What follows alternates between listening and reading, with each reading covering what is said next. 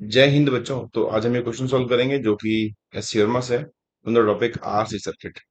तो हमें करना क्या है इसमें? Find the charges on the four capacitors 1 2 3 4 microfarad shown in the figure. इन सब पे चार्ज निकालो। अब इसमें ये गिवन नहीं है कि कब निकालना है, 1 सेकंड पे, 2 सेकंड पे। तो जब भी गिवन नहीं होता तो हम मान लेते हैं कि स्टडी स्टेट पे निकालना है बहुत टाइम बाद। तो स्टडी स्टेट पे निकालना। तो स्टडी स्टेट एक काफी इंपॉर्टेंट कंसेप्ट है, इससे बहुत कुछ पूछे जाता है। तो स्टडी स्टेट मतलब जब कैपेसिटर फुल चार्ज हो और उस समय कैपेसिटर ओपन बिहेव करता है, बिकॉज उसको कोई चार्ज लेना अलाउ नहीं करता।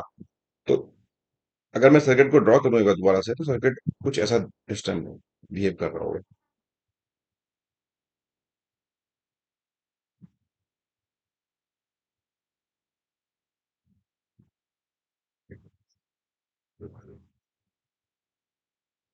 कैपेसिटर सारे ओपन हो गए होंगे।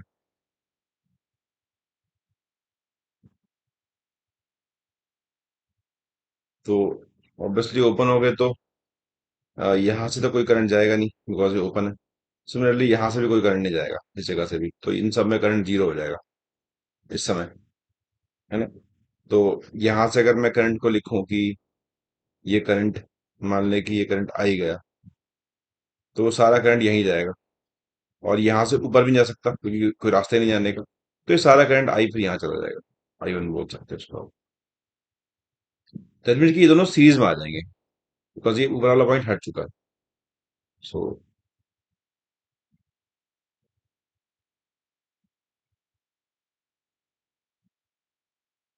ये दोनों कुछ सीरीज में आ चुके होंगे, बिकॉज सीरीज में की डेफिनेशन होती है करंट सेम होना। करंट सेम है, यहाँ करंट जाएगा नहीं।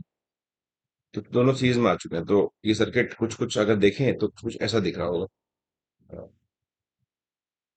सिर्फ अगर मैं कैपेसिटर को हटा के देखूं तो ये वन, ये टू, ये थ्री, ऐसा होगा। बिकॉज ये तो ओपन हो चुके हैं, किसी काम के ही नहीं है। इसमें मतलब कुछ करंट जा ही नहीं रहा होगा और ये हट चुके हैं, तो ये सर्किट ऐसा हो चुका है मिला के। तो उसको मैंने हटा ही दिया दोनों को। अब यहाँ पे कितना करंट होगा, आई वन निकाल सकते हैं। आई वन हो जाएगा वी बाई आर, दोनों सीरीज में, तो तीन। तो 2 एम्पियर जा रहा होगा इसमें, है ना। यहाँ भी निकाल सकते हैं, इसको आप आई टू बोल सकते हैं।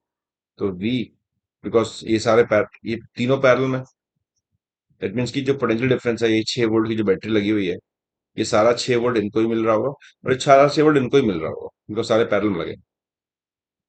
तो ये हो जाएगा वी 6/6, तो ये 1 एम्पियर हो जाएगा, है ना। तो अगर आप यहाँ पे निकाल लें कितना ड्रॉप होगा इस जगह पे, तो this drop is equal to, voltage drop होता है आई इंटू आर, है ना। आई वन है, आर थ्री है, तो 3 वोल्ट का ड्रॉप होगा। यहाँ पे निकालेंगे 3 वोल्ट का ड्रॉप होगा। यहाँ निकालेंगे तो आई टू है इंटू आर, 2 वोल्ट का होगा। यहाँ निकालेंगे तो 4 वोल्ट का होगा, है ना। दैट मीन्स कि यहाँ पे जो वोल्टेज ड्रॉप है वो 2 वोल्ट का है, यहाँ पे 4 वोल्ट का है, और यहाँ पे 3 वोल्ट का है, और यहाँ पे जो है ये भी 3 वोल्ट का है।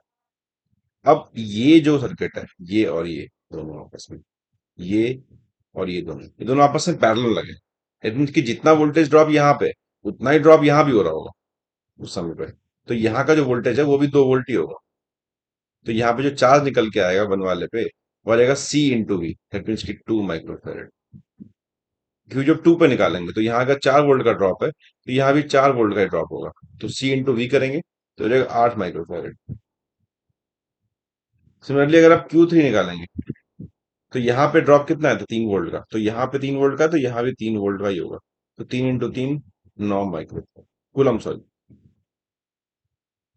क्यू फोर निकालेंगे, यहाँ पे कितना है, तो ये अगर 3 वोल्ट है तो ये भी 3 वोल्ट ही होगा, बिकॉज पैरेलल में। तो 3 into 4, that is equal to 12 microfarad. तो इन चारों कैपेसिटर में उस समय इतना इतना चार्ज होगा।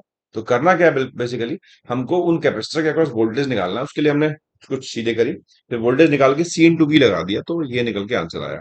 तो आई बिलीव कि आप लोगों को ये क्वेश्चन क्लियर होगा। तो मेरी वीडियो पे कमेंट जरूर करें अगर आपको मेरा कंटेंट पसंद आता है तो। और वीडियोस भी हैं मेरे पास प्लेलिस्ट में, आप जाके एक्सप्लोर करें तो आपको काफी सारे क्वेश्चंस मिलेंगे जो बहुत अच्छे हैं। तो this is all about this lecture, thanks for watching.